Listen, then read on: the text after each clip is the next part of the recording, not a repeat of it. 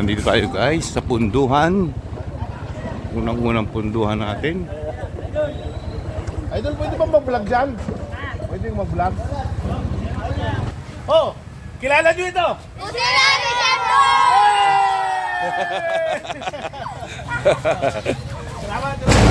So yan, nandito tayo sa punduhan guys. Magandang umaga. Sa punduhan dito sa may Hagonoy, Bulacan. So papasukin natin yung punduhan. Samahan nyo ako guys. Let's go! Isang magandang araw at magandang buhay mga taga Hagonoy. At nandito po kami sa punduhan ng RTC. Punduhan po ng mga bangus. Kaya kung makikita nyo po, nilalagyan po ng yelo ang mga napili ng mga bangus at na-finish product niya. Yan, shoutout sa inyo mga idol. Yan ating mga mangingisdan, mga idol, mga nagtatrabaho sa punduhan. Yan po ating taong gala, kasama po natin dito sa punduhan. Ako pa lang sinama. Ayan po, makikita nyo napakaraming isda, napakaraming bangus.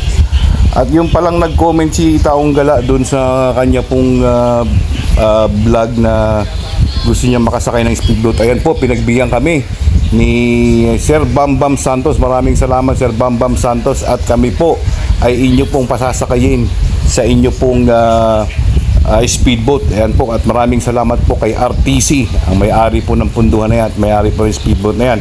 Thank you so much po. At ayan na po ang aming unang eksperyensya sa pagsakay ng speedboat. Ayan, para kaming nasa Boracay. Tingnan nyo guys. So, at ako'y excited, ano? At ako'y tatawid na o pupunta na sa speedboat na ito. At ako'y medyo may halong kaba at may halong excitement ang aking nararamdaman sa aking unang-unang pagsakay sa speedboat. Ayan po, si Kuya Tawid, Kuya TG, at nagbablog na siya. Nakikita nyo naman, excited na siya. Kuya! Mabilis ba ito? Konti! Sige, subukan natin. Babalik kami! At yun na, mabilis ng kumabog ang aking dibdib at sa excitement. Ayan, makita nyo po ang aming unang-unang pagtakbo ng speedboat na yan. At ako'y halos mapunit na yung aking magbumuka dyan sa sobrang lakas ng hangin. Ayan, makikita nyo po guys. Oh, yan na oh. Grabe oh. Halos muwi-iwi ako dyan. At si Kuya TG naman enjoy. Nakikita nyo naman yan. Panay hawak ng kanyang camera at ayaw bitiwan ng kanyang camera. O ayan, o yun o, sikaw pa. Ang bihira o.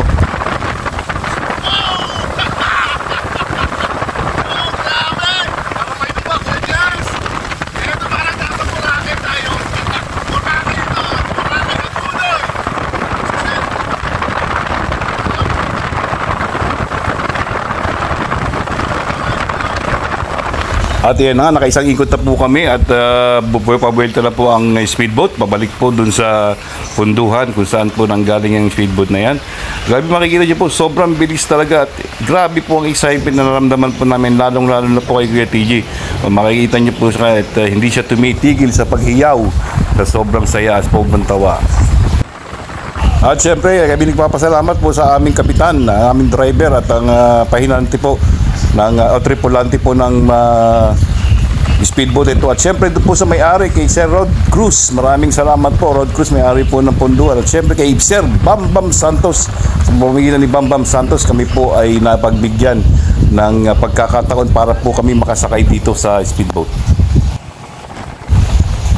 At yan po, papalapit na tayo uli sa kung saan tayong punduhan ang galing. At mamaya-maya po ibablog po natin ang proseso po, pagpaproseso po ng bangus bago po ibiyahe kung sa iba't ibang lugar po. Ayan, meron mamaya po, abangan nyo po yan. Grabe!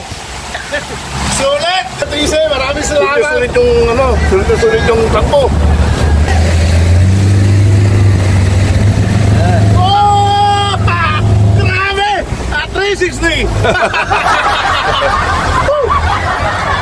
Ayan, nandito na tayo mga idol. Sobrang grabe. Grabe experience, thank you boss, thank you. Ayun, pinayagan tayo ni boss, nakapuro na si boss. Ano muna natin? Ay, maraming salamat boss, thank you. Salamat sa ride, shoutout muna. Alright.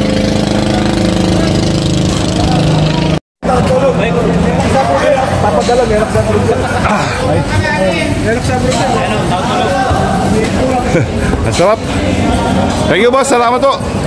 At yan po si Sir Bambam Santos, nakapulang tsinelas at kala niya suplado pero hindi, mabait pala. At pagkakilala mo siya, maraming salamat Sir Bambam. Thank you so much sa inyong pagpapasakay sa amin. Parang nasa Boracay kami nakagulat. Ayun, Thomas po, maraming salamat. Ay, salamat kay... Pangarap po. Upo, ay talaga po. Sobrang sarap, sobrang raya. So yan guys, ganito yung buhay dito sa punduhan. Ayan, kung makikita nyo po, inaahon na po ang isda, ang bangus galing po dyan sa huli ng ating mga mangingisda. Dadalhin po yan doon sa classification po. Ika-classify po ang malalaki at maliit. Dalawang klase lang po ang pagpipili dyan, isang malaki at isang maliit po. At titimbangin po muna nila, galing po dyan sa pag-ahon po, galing dun sa bangka ng mga bangus. Ayan, tuwan-tuwa si kuya at marami sila nahuli.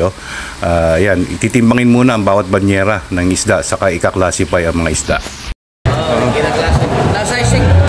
Sizing po. Sizing. Dito po sizing guys, kinano po, pinipili po yung mga laki, no? Ayun. Shoutout po muna sa YouTube po ito, tsaka sa Facebook. Ayan, mga taga. Ayun.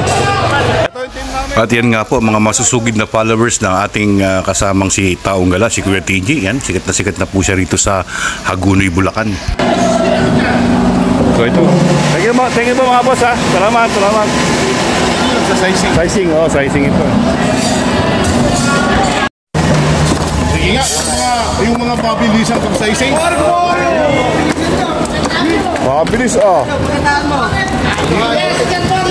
Karera sila.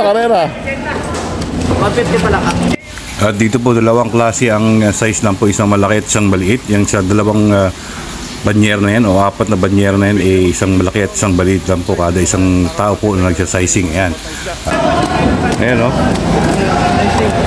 Sizing ito yung parang pinaka-sizing department. Ano naman po ito? Pagkakaiba ng apat na yan. Hindi magkamukali dalawang. Ito. Dalawang klase lang ito. Yun. Maliit na malaki. Alright.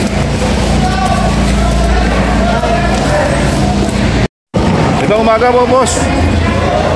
Bakit po nilalagyan ng ganito? Tanda. Itong straw. Tanda. Para May malaki, may segunda. oo. So yung kulay blue na yan, segunda po yan. Ayun.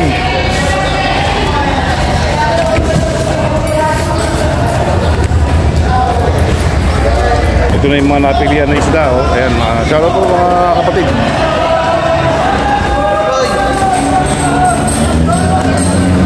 Ito yung malapit, parang nangikakarga na yata yung banda ron. Kasi stage na ito.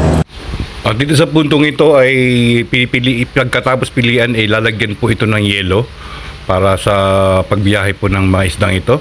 Lalagyan po sila ng yelo at mamaya ililipat po yan sa styrofoam para po sa pagbiyahe.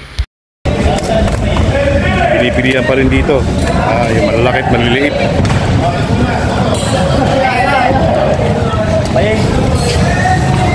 So ibig sabihin meron pa darating? May darating pa. Okay. So ibig sabihin yung bangka na yung kanina pinuntahan natin, ano yun, isang puno yun, ito pa lang yun. Kaumaga, sunod-sunod. Sunod. Ito ang malaking private na punduan po.